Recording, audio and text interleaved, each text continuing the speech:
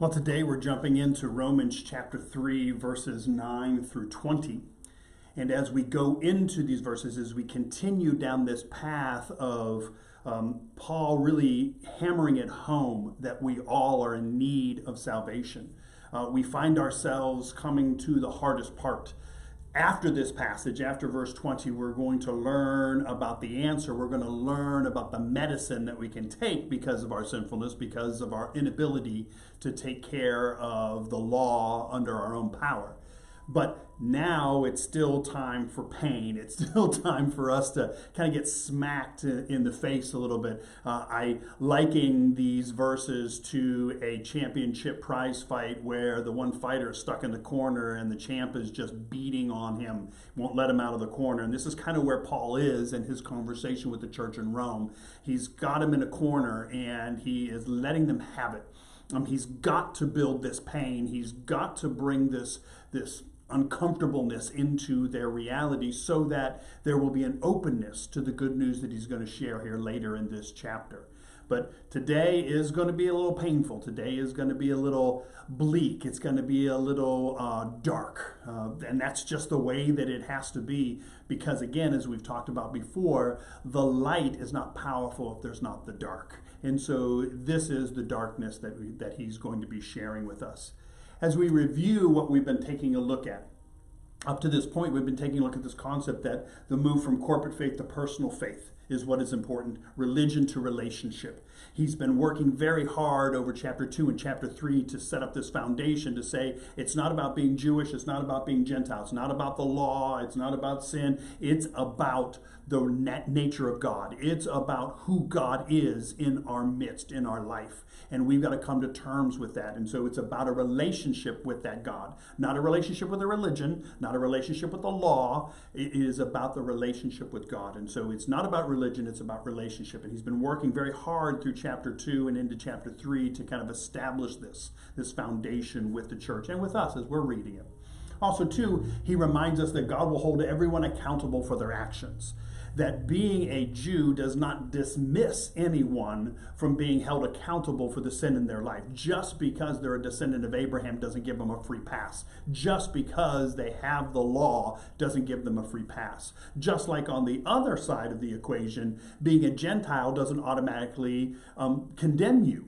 So there's a both and here. And again, he's been working very hard over chapter 2 and in chapter 3 to kind of lay this foundation so that we all understand that we all find ourselves at the same place. We all find ourselves at the same starting line, that we are sinners who need to be saved by grace. Not saved by our works, not saved by our action, not saved by a law, but saved by grace through faith in Jesus. And so that's what he is going to be reinforcing, and he's going to hit pretty hard in these passages. And so it's going to be very easy for us to read chapter 3 verses 9 through 20 and to basically overlay these words of Paul that happened some close to 2,000 years ago, but also to apply them to our world today, apply them to our lives today, because it's universal, and that's what we're going to be talking about. So let's go ahead and take a look at Romans chapter 3, verses 9 through 20. I'm going to be reading from the NIV. Feel free to use whatever translation you would like to use. Some of the words might be different, but the ideas will be the same. So let's listen to the word of the Lord. What shall we conclude then? Do we have any advantage? Not at all. For we have already made the charge that Jews and Gentiles alike are all under the power of sin. As it is written, there is no one righteous, not even one. There is no one who understands. There is no one who seeks God. All have turned away. They have together become worthless. There is no one who does good, not even one. Their throats are open graves. Their tongues practice deceit. The poison of vipers is on their lips. Their mouths are full of cursing and bitterness. Their feet are swift to shed blood. Ruin and misery mark their ways, and the way of peace they do not know. There is no fear of God before their eyes. Now we know that whatever the law says, it says to those who are under the law, so that every mouth may be silenced and the whole world held accountable to God. Therefore, no one will be declared righteous in God's sight by the works of the law. Rather, through the law, we become conscious of our sin. Thanks be to God. for the reading of this word.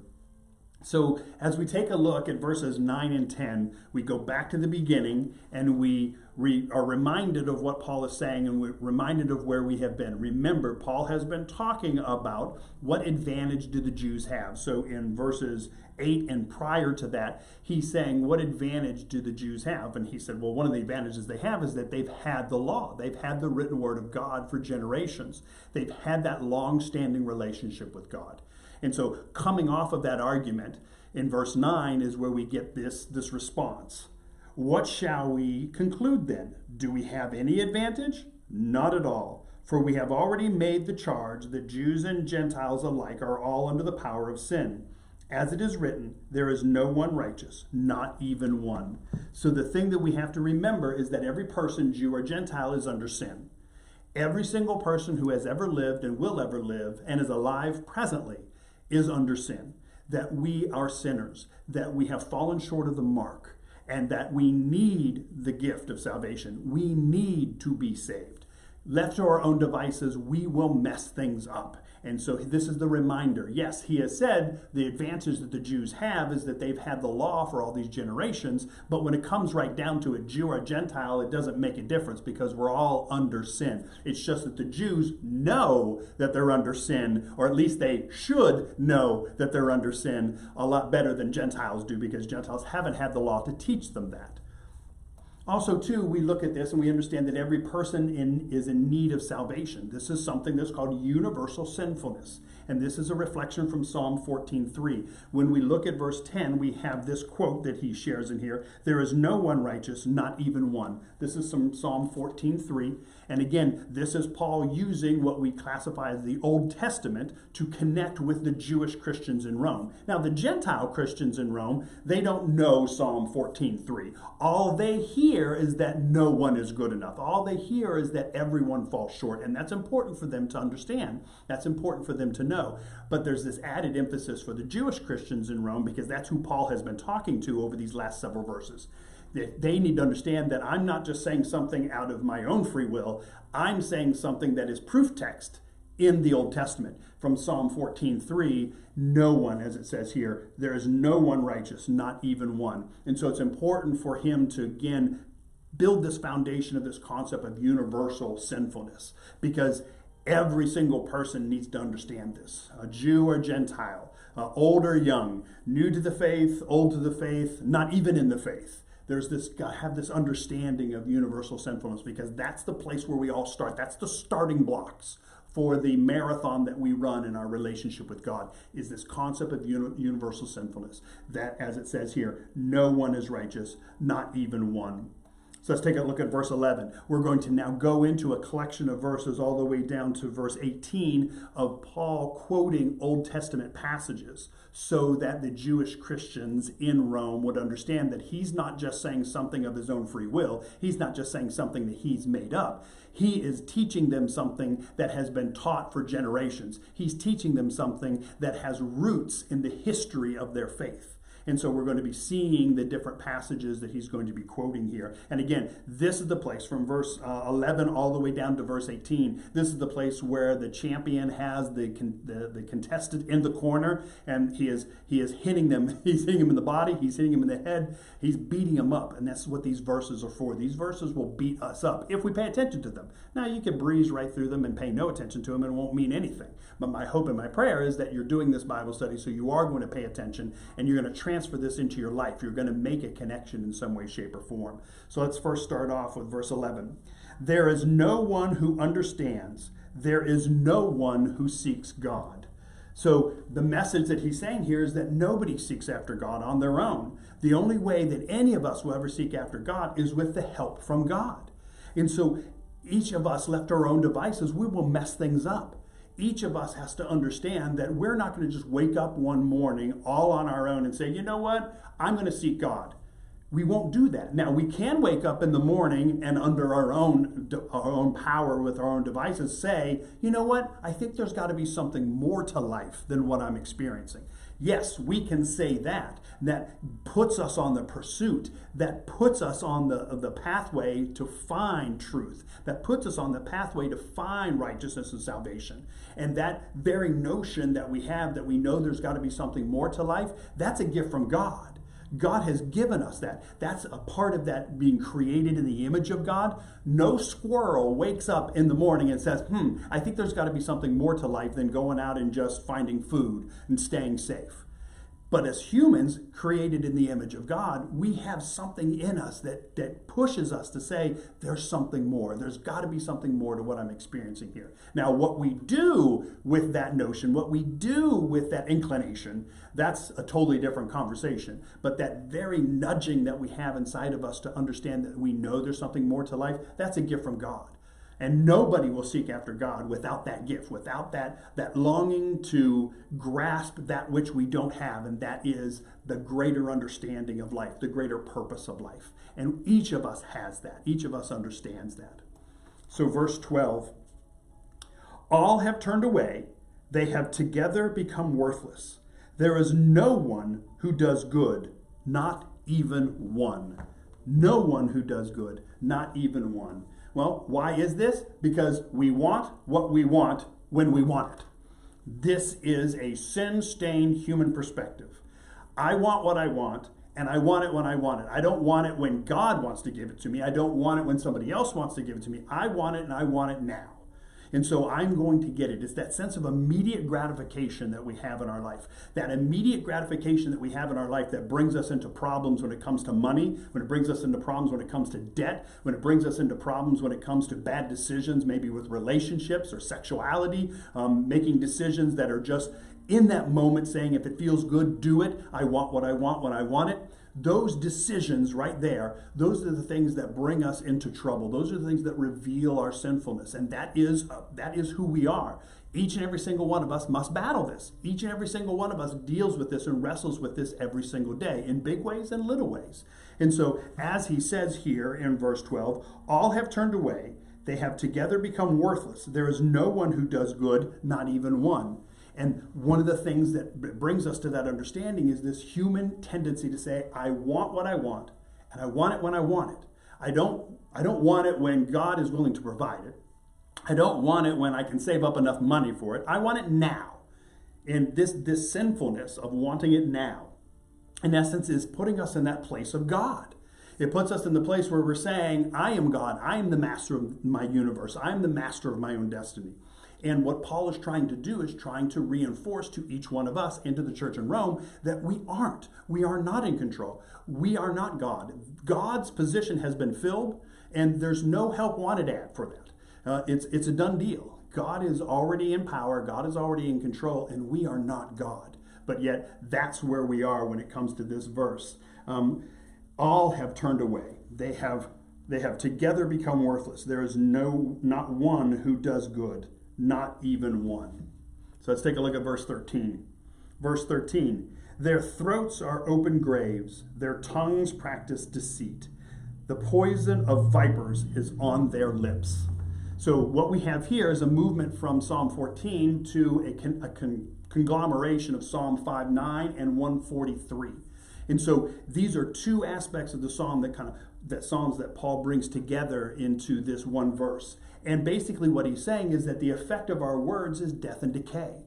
And so in essence, in response to this notion of we don't do anything worthwhile on our own, that we want what we want when we want it, this understanding of how we do not consider God on our own, all of those things bring us to a place where we use our words in a way that will get us what we want, regardless of what harm they do, regardless of what hurt we share. That old saying, sticks and stones will break my bones, but words will never hurt me, is a lie. It's wrong, because words hurt.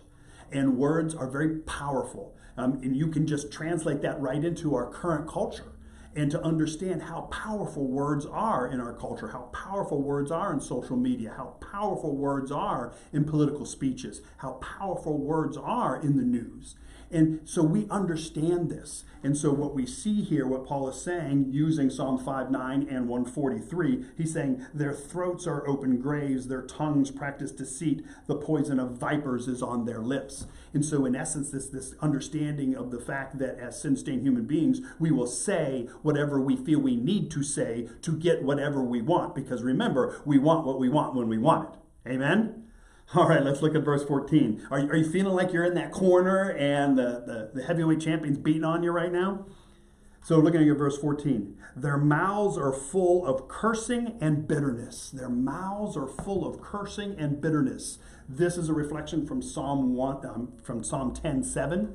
And this is talking about this understanding of all of us are wicked. Now understand, this is not Paul saying that all of us are wicked. This is Psalm saying that we're all wicked. This is from Psalm 10:7. So this is a psalm of David. So of King David, way back in the history of the Jewish people, way back in the history of the nation of Israel, he came to this understanding that all of us are wicked, himself included. And so what Paul is saying, he's just merely reaching back and he's grabbing this prophetic word. He's reaching back and he's grabbing these words of King David and he's now transporting them into his present situation and he's sharing them with the church in Rome. And not only are they beneficial for the Jewish believers in the church in Rome, but also too they're beneficial for the Gentile believers in the church in Rome, and if they're beneficial to us today, because how many of us in this current modern day understand these words?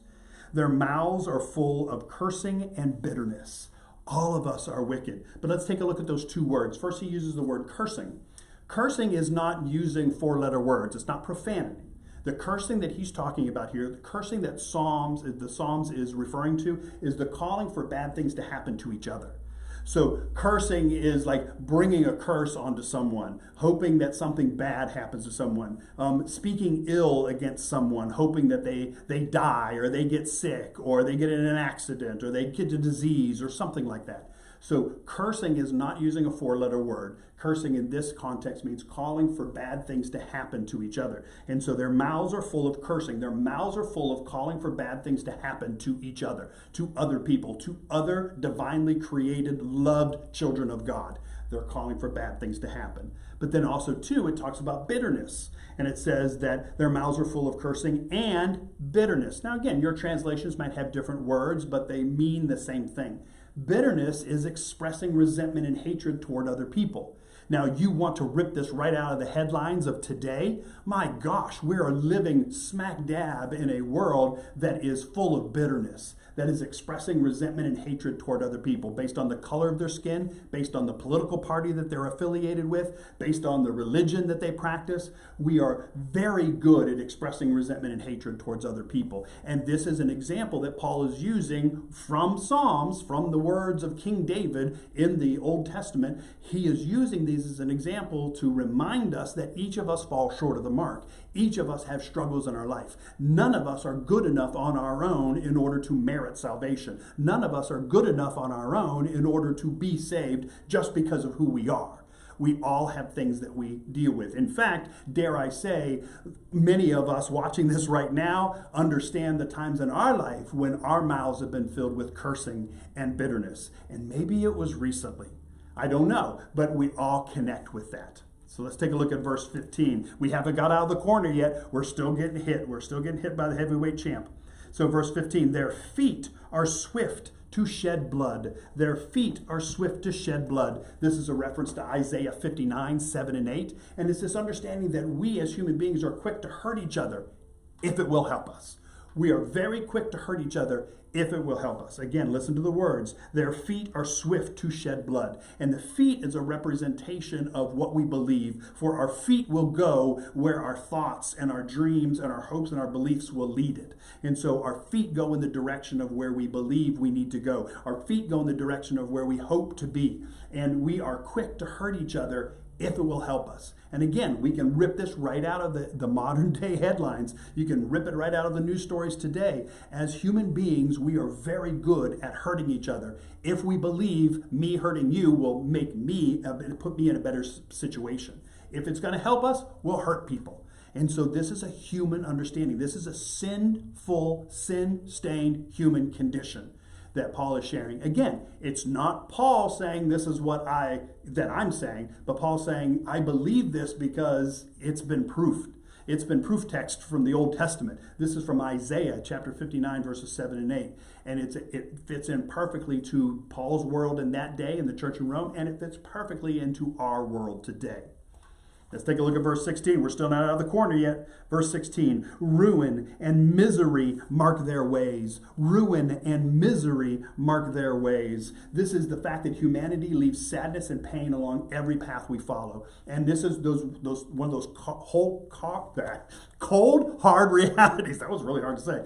Cold, hard realities about who we are. If we look back through history, what do we see repeated over and over and over again? We see repeated over and over again through history wars, famines, devastation. We see that humanity leaves a track of sadness and pain along every path that we follow. That's a part of who we are. Yes, there are sunny points. Yes, there are good things. Yes, there are triumphs. And we can't discount those, but also, too, we have to understand that interlaced with all of that triumph, interlaced with all the good news, there is the cold, hard reality. I said it better at that time. Cold, hard reality of the fact that as human beings, our history is filled with sadness and pain. Our history is filled with devastation and destruction. Our history is filled with wars and ravaging. And so humanity leaves sadness and pain along every path that it follows. Again, I'm not saying that that's everything, but it's a reality. And also, too, again, don't shoot the messenger. This is Paul referring to Old Testament prophets. This is Paul referring to the Psalms in the Old Testament to make a point, to drive home. Again, he's the heavyweight champion. He's got us in the corner, and he is beating us so that we get to that place of submission, because it's very important.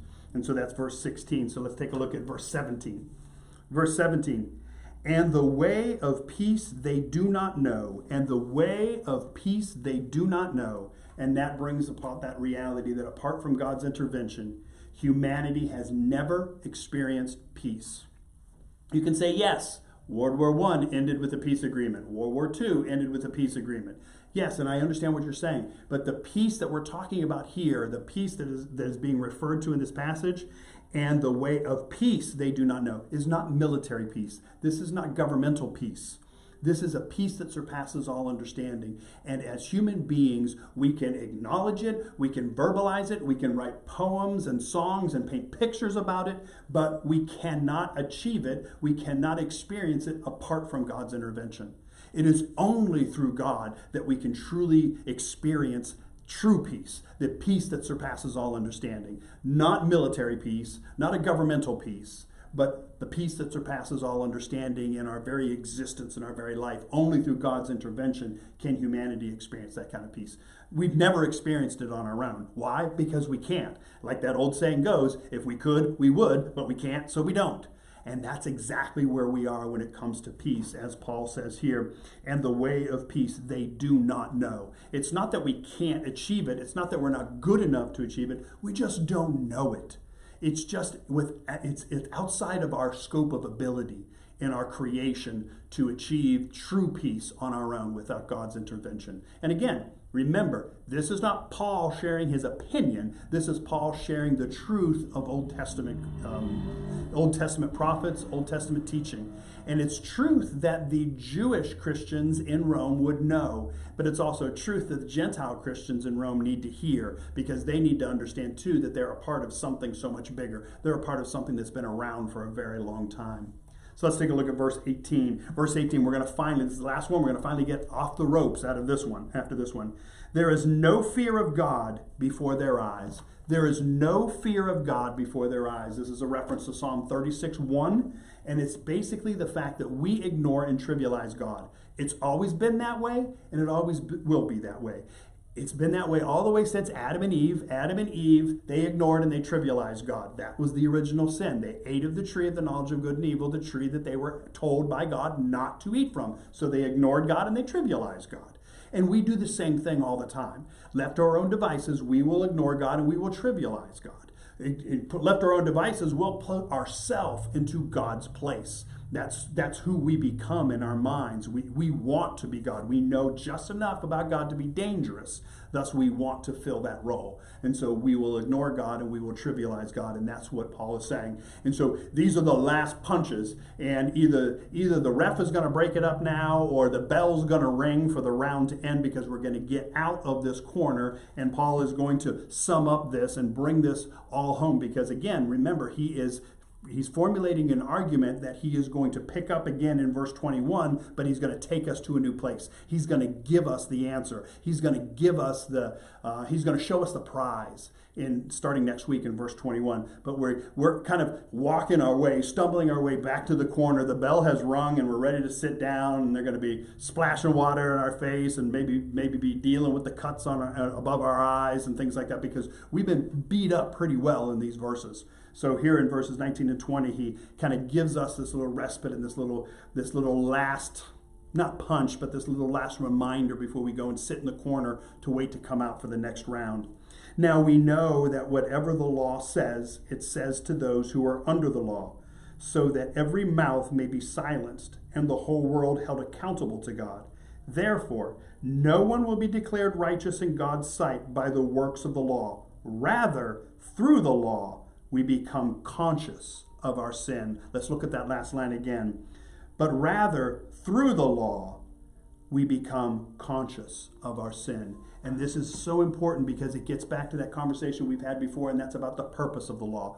If you believe the purpose of the law is to punish you when you are bad, you miss the understanding. You're missing the mark when it comes to why the law was given. The law was given by God in what we deem as the Old Testament. The law was given by God so that the people would come to a realization on their own that they're not good enough to earn salvation, that they can't keep it. The purpose of the law was to reveal our sinfulness. The purpose of the law is to reveal our sinfulness. We deserve God's judgment.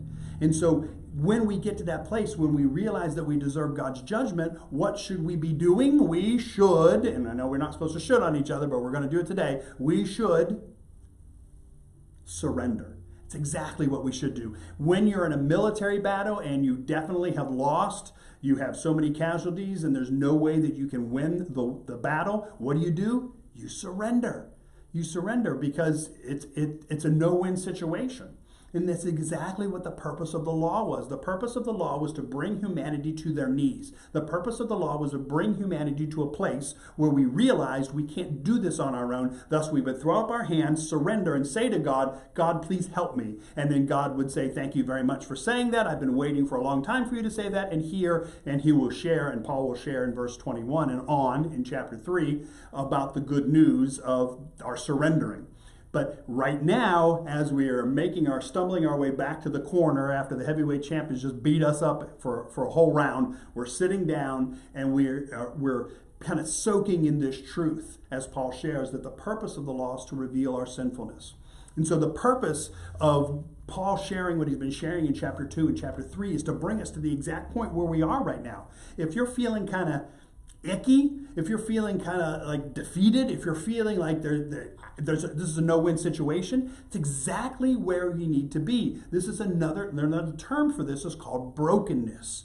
And it's very important for each one of us to understand that until we embrace our brokenness, until we embrace our withoutness, until we embrace our inability to be good enough on our own, until we do any of that, salvation through Jesus will never be good enough. Salvation for Jesus will never be an option because we'll always have a little thought in the back of our mind. Because remember, we want what we want when we want it. We have that little thought in the back of our mind that says, you know what, I can fix this. I can right this ship. I can do better.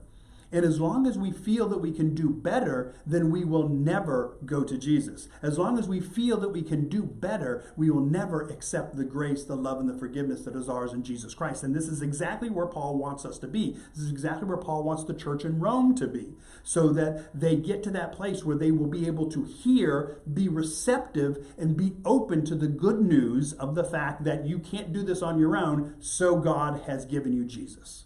And that's where we're going to leave off, because next week in verse 21 and on, we're going to pick up and we're going to move now. We're going to kind of basically come up out of for that next round, but it's not going to be a beating in the corner that we're going to receive. It's going to be love and grace and forgiveness and salvation that we're going to receive. And so embrace the beat up state that you find yourself in, especially if you've been with us all through this study up to this point, because it's been hard. It's been hard to kind of stomach all of this, we're not good enough. It's been hard to stomach all of this fractured, faulty, sin-stained aspect of humanity that Paul has been highlighting. But it's very important for us to embrace it, because again, as we've said before, the light is not powerful unless there is the dark. A yes is not powerful unless there is a no. And so we have to understand and have to embrace our brokenness. We have to understand and we have to embrace our sinfulness, so that we can then repent, and accept and acknowledge the grace and the forgiveness that is ours in Jesus Christ. And that's where Paul is going to be taking us. But first, he had to beat us up. And I don't know about you, but I feel pretty beat up. But it's a good thing. So until next week, when we get together and we pick up in verse 21, I pray that you stay safe. I pray that you stay sane. Again, as I've said before, please share this with somebody else. Invite them to attend with you, to join together with you in the study. Even if they can't be physically with you, virtually, they can join together and you can discuss these passages. If this has been a blessing for you, I know it's going to be a blessing for someone else. So please share this with the people that you know in your life. Until next week, we'll see you then.